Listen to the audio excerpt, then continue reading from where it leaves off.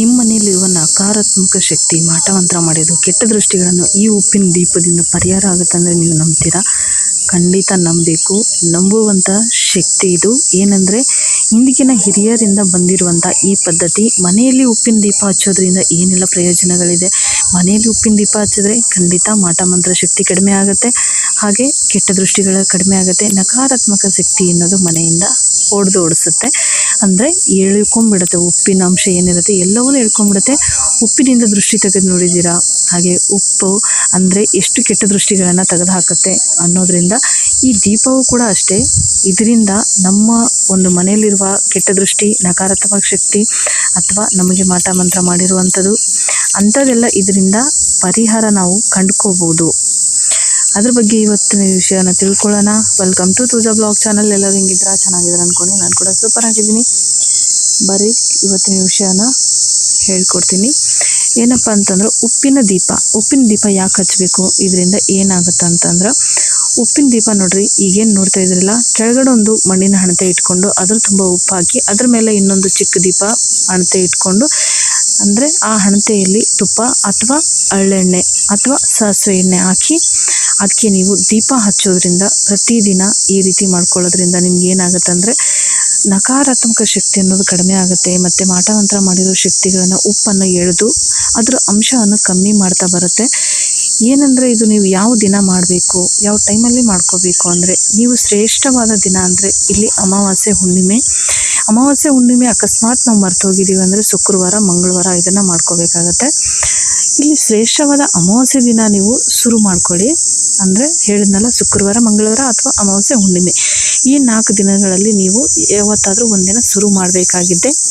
ಈ ದಿನಗಳಲ್ಲಿ ನೀವು ಮೊದಲನೇ ದಿನ ಮಾಡಬೇಕಂತಂದರೆ ಮನೆಯೆಲ್ಲ ಸ್ವಚ್ಛಗೊಳಿಸಿ ದೇವ್ರ ಕೂಲೆ ಎಲ್ಲ ಏನು ದೇವ್ರ ಕೋಣೆ ಇರುತ್ತಲ್ಲ ಅದನ್ನೆಲ್ಲ ಶುದ್ಧ ಮಾಡಿಕೊಂಡು ಮಣ್ಣಿನ ಹಣತೆ ಹೊಸದಾಗಿ ತೊಗೊಂಬಂದ ಮೇಲೆ ನೀಟಾಗಿ ಅರಿಶಿಣದ ಒಂದು ನೀರಲ್ಲಿ ನೀಟಾಗಿ ಅದನ್ನೆಲ್ಲ ಸ್ವಚ್ಛಗೊಳಿಸಿ ಅದಕ್ಕೆ ಒಂದು ಹತ್ತಿ ಅಥವಾ ಬತ್ತಿ ಮಾಡಿಕೊಂಡು ಒಂದು ಶುದ್ಧವಾದ ಎಣ್ಣೆಯಿಂದ ನೀವು ಅವತ್ತಿನ ದಿನ ಆ ದೀಪ ಹಚ್ಚೋಕ್ಕೆ ಶುರು ಮಾಡಿ. ನೀವು ಆ ದೀಪ ಹಚ್ಚೋದ್ರಿಂದ ಹೇಳಿದ್ನಲ್ಲ, ನಕಾರಾತ್ಮಕ ಶಕ್ತಿ ಕಡಿಮೆ ಆಗುತ್ತೆ. ಪ್ರತಿ ಸತಿನೂ ನೀವು ಈ ರೀತಿ ದೀಪ ಹಚ್ಕೊಂಡು ಬಂದರೆ ಪ್ರತಿನಿತ್ಯ ಈ ಮಾಟ ಮಂತ್ರದ ಅಂಶನ ಕಡಿಮೆ ಆಗ್ತಾ ಬರುತ್ತೆ. ಹಾಗಾಗಿ ಈ ರೀತಿನ ಮಾಡ್ಕೊಳ್ಳಿ. ಇದರಿಂದ ತುಂಬ ಉಪಯೋಗ ಅನ್ನೋದು ತುಂಬಾ ಇದೆ. ಹಿಂದಿನ ಹಿರಿಯರಿಂದ ಬಂದಿರುವಂಥ ಪದ್ಧತಿ ಯಾವುದೂ ಸುಳ್ಳಾಗಿರಲ್ಲ. ಸರಳವಾದಂಥ ವಿಧಾನಗಳನ್ನು ನಾವು ಮಾಡ್ಕೋತ ಬಂದಾಗ ನಮ್ಮ ಕಷ್ಟಗಳನ್ನು ನಾವು ಬಗೆಹರಿಸ್ಕೋಬೋದು. ಕೆಟ್ಟ ದೃಷ್ಟಿಯನ್ನು ನಮ್ಮಿಂದ ನಾವು ದೂರನ ಮಾಡ್ಬೋದು. ನೀವು ಆ ಥರ ದೀಪವನ್ನು ಹಚ್ಚಿದ ಮತ್ತು ಈ ದೀಪವನ್ನು ಯಾವ ಕಡೆ ಹಚ್ಚಬೇಕು, ಯಾವ ಕಡೆ ಇಡಬೇಕು ಅನ್ನೋದು ತುಂಬಾ ಮುಖ್ಯ ಆಗಿರ್ತೈತಿ. ದೀಪ ಯಾವ ದಿಕ್ಕಿನಲ್ಲಿ ಇಡಬೇಕಂದ್ರೆ ಇದು ಪೂರ್ವ ದಿಕ್ಕಿನ ಕಡೆ ಮುಖ ಮಾಡಿ ದೀಪವನ್ನು ಇಡಬೇಕಾಗ್ತದೆ. ನೀವು ಆ ಪೂರ್ವ ದಿಕ್ಕಿನ ಕಡೆ ಮುಖ ಮಾಡಿ ಇಟ್ಟಾಗ್ಲೇ ಈ ದೀಪದೊಂದು ಶ್ರೇಷ್ಠ ಮತ್ತು ಅದರದ್ದೊಂದು ಫಲ ಸಿಗುತ್ತೆ ನಮಗೆ.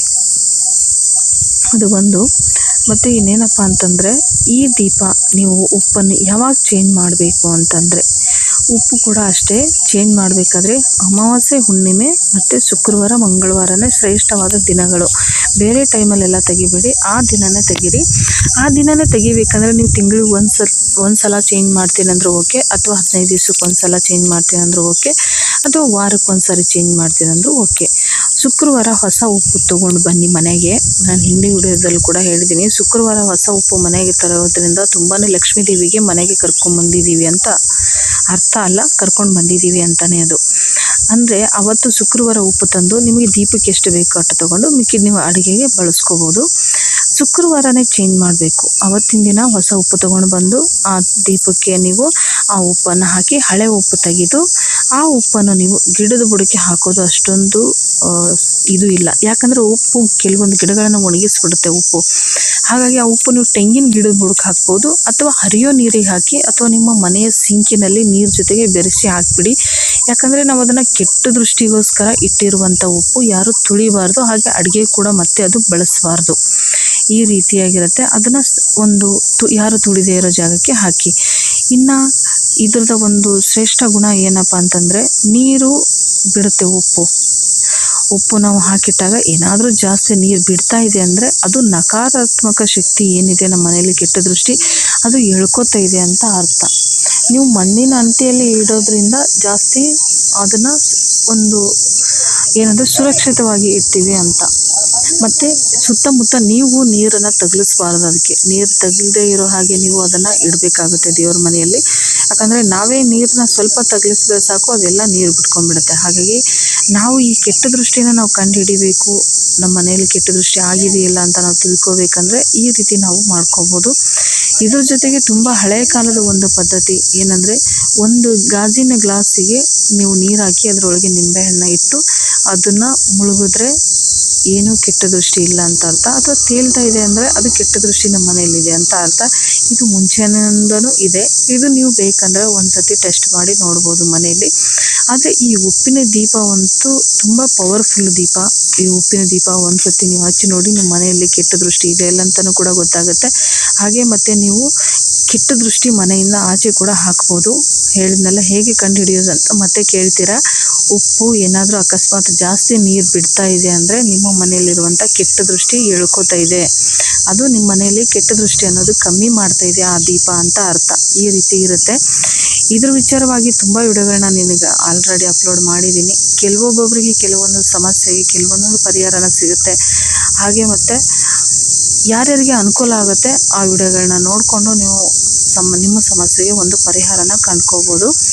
ಇದು ತುಂಬ ಶ್ರೇಷ್ಠವಾದ ಒಂದು ಉಪ್ಪಿನ ದೀಪ. ನೀವು ಕೂಡ ಮಾಡಿ, ನಿಮ್ಮ ಕಷ್ಟಗಳು ಕೂಡ ಪರಿಹಾರ ಆಗಲಿ, ನಿಮ್ಮ ಕಷ್ಟ ಎಲ್ಲವನ್ನೂ ಕೂಡ ದೂರ ಆಗಲಿ ಅಂತ ನನ್ನ ಒಂದು ಆಸೆಗೋಸ್ಕರ. ಅಂದರೆ ಈ ತುಂಬ ಜನ ಕಷ್ಟದಲ್ಲಿರ್ತಾರೆ, ಅಂಥವ್ರಿಗೆಲ್ಲ ಒಂದು ದೇವರ ಭಕ್ತಿಯಿಂದನೇ ದೇವ್ರ ಪೂಜೆ ಮಾಡಿ ದೇವ್ರ ಮೇಲೆ ಭಾರ ಹಾಕಿ ನಾವು ಇಂಥದ್ದೆಲ್ಲ ಮಾಡ್ಕೊಳ್ಳೋದ್ರಿಂದ ನಮ್ಮ ಮನೆಯಲ್ಲಿರುವಂಥ ಕೆಟ್ಟ ದೃಷ್ಟಿಗಳು ಕಡಿಮೆ ಆಗುತ್ತೆ. ಇಂಥ ಮಾಟ ಮಂತ್ರ ಯಾವುದೇ ಹೋಮಾಚಾರ ಮಾಡಿದ್ರು ಕೂಡ ಅದು ನಮ್ಮ ಮನೆಯಲ್ಲಿ ನಿಲ್ಲಲ್ಲ. ಎಲ್ಲವೂ ಕೂಡ ಅದು ಪ್ರತಿದಿನ ನಾವು ಮಾಡ್ತಾ ಬಂದಾಗ ಇದು ಪರಿಹಾರ ಆಗ್ತಾ ಬರುತ್ತೆ.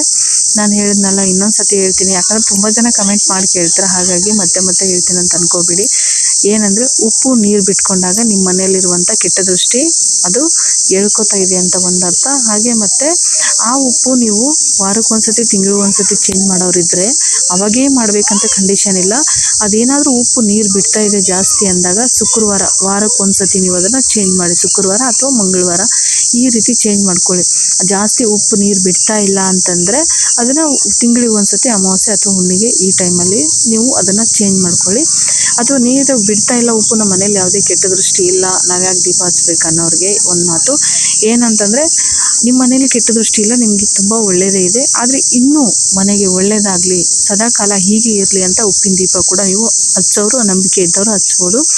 ಮೇಯ್ನಾಗಿ ಇಲ್ಲಿ ನಂಬಿಕೆ, ಭಕ್ತಿ ಮತ್ತು ತುಂಬ ವಿಶ್ವಾಸದಿಂದ ದೇವರ ಮೇಲೆ ಭಾರ ಹಾಕಿ ಮಾಡೋದ್ರಿಂದ ನಮ್ಮ ಕಷ್ಟಗಳನ್ನು ಪರಿಹಾರ ಆಗ್ತದೆ ಅನ್ನೋದು ಒಂದು ನಮ್ಮ ನಂಬಿಕೆ, ಹಿರಿಯರ ನಂಬಿಕೆ ಪ್ರಕಾರ. ನಿಮಗೂ ಕೂಡ ಈ ವಿಡಿಯೋ ಇಷ್ಟ ಆಗಿದೆ ಅನ್ಕೋತೀನಿ. ಇಷ್ಟ ಆದರೆ ಲೈಕ್ ಮಾಡಿ, ಶೇರ್ ಮಾಡಿ, ಕಮೆಂಟ್ ಮಾಡಿ, ನನ್ನ ಚಾನಲ್ನ ಸಬ್ಸ್ಕ್ರೈಬ್ ಮಾಡಿ.